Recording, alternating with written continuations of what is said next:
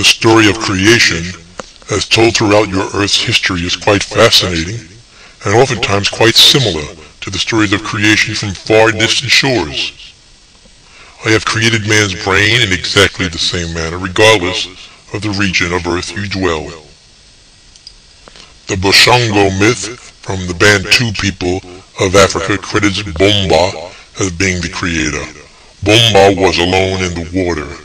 He got sick and vomited the sun, moon, stars, and land. He next vomited 9 animals: the leopard, the eagle, the crocodile, fish, the tortoise, the lightning expelled to the sky, the white heron, 1 beetle, and the goat. Mankind was vomited last. The animals and Bambu's 3 sons then created the plants and the rest of the animals.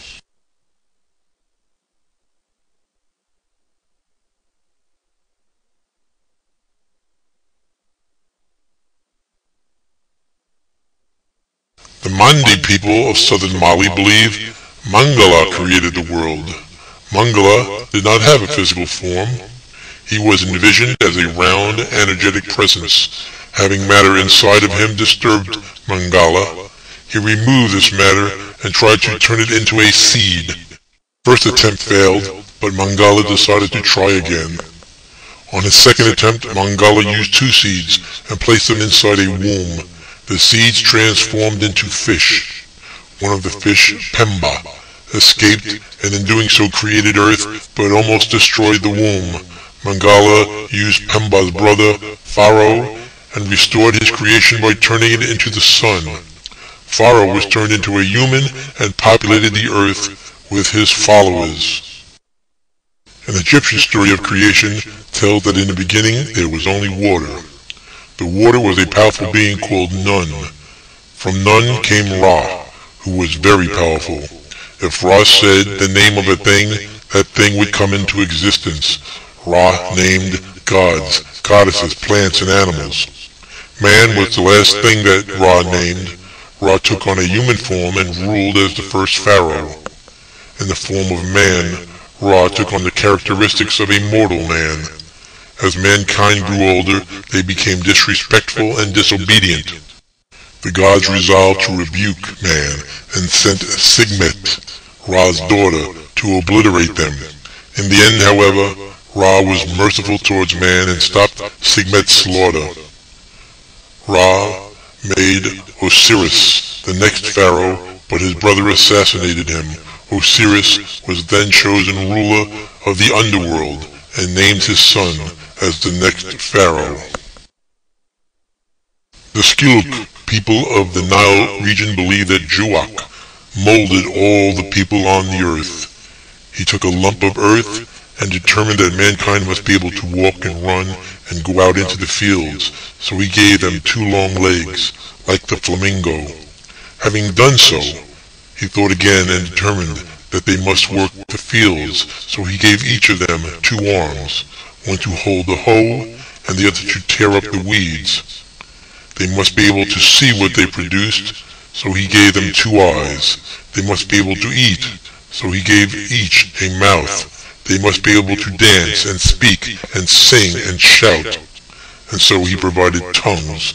Finally, they must be able to hear the noise of the dance and the speech, so he formed 2 ears. The Yoruba story from Nigeria, Africa, claims that the first Yoruba kings were the offspring of the creator Aduadua. A Yoruba king's crown reveals his status and gives the king the power to communicate with the spirit world in order to benefit his people. A veil, a large face, and a group of birds commonly appear on the Yoruba king's crown. The Yoruba belief is that long ago, the sky god, Olaran, lowered the great chain from the heavens to the ancient waters. Aduadua, Aduran's son, descended the chain. Aduadua brought a handful of dirt, a special 5-toed chicken, and a palm nut. He cast the dirt upon the ancient waters and set the chicken on the dirt. The chicken arduously scratched and scattered the dirt until the first dry earth was formed. Aduadua created the magnificent Ife Kingdom. In the center of this new world, he planted the palm nut that grew into the proud tree with 16 branches, representing the 16 sons and grandsons of Aduadua. Aduadua was the first ruler of the kingdom and the father of all Yoruba. Over time, he crowned his 16 sons and grandsons, and they established their own great Yoruba kingdoms. Yoruba rulers and their direct descendants were divine kings descended from the sky god. Only they could wear the special veiled crown that was the symbol of their sacred power. A Tahitian belief claims that Taroa created the universe. He stood in the void where no earth, no sky, and no man existed. Taroa called to the four corners of the universe and heard nothing in reply. Existing in a solitary state, he changed himself into the universe. The Tahitian belief was that Taroa is the light, the seed, and the basis for all life. He is incorruptible, and the universe is only the shell. Taroa sets everything in motion and brings forth its harmony. It is amazing to me, as the actual creator, how close, though simplified, that this account is to the way I created the universe. The Iroquois people of your North America, far removed from the influences of the great cultures of people from distant continents, have their own fantastic creation story. It is only with conquest and assimilation that these beliefs fade into folklore instead of religious tenets. According to the Iroquois, in ancient times a floating island possessing the stately tree existed beyond the range of vision. This tree was eternally abundant with fruit, blossoms, and aromatic fragrance. This is where the people gathered to hold council. One day the great ruler told his people that they were to make a new place where another people may grow. The great ruler told of a great cloud sea under the council tree that called for their help. It was lonesome and had no rest. The great ruler commanded that the tree be uprooted. He surveyed the depths where the roots had guided and summoned Ata-Exek, who was with child, to look down. The great ruler knew that the sea voice was calling, but Ata-Exek saw nothing. The great ruler wrapped a great ray of light around Ata-Exek and sent her down to the cloud sea. Enveloping Ata-Exek alarmed the animals and the birds.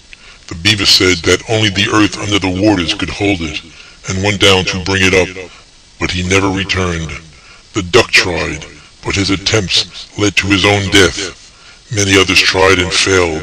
Finally, the muskrat showed that a small portion of the earth could be retrieved, but its total weight was too heavy to bear.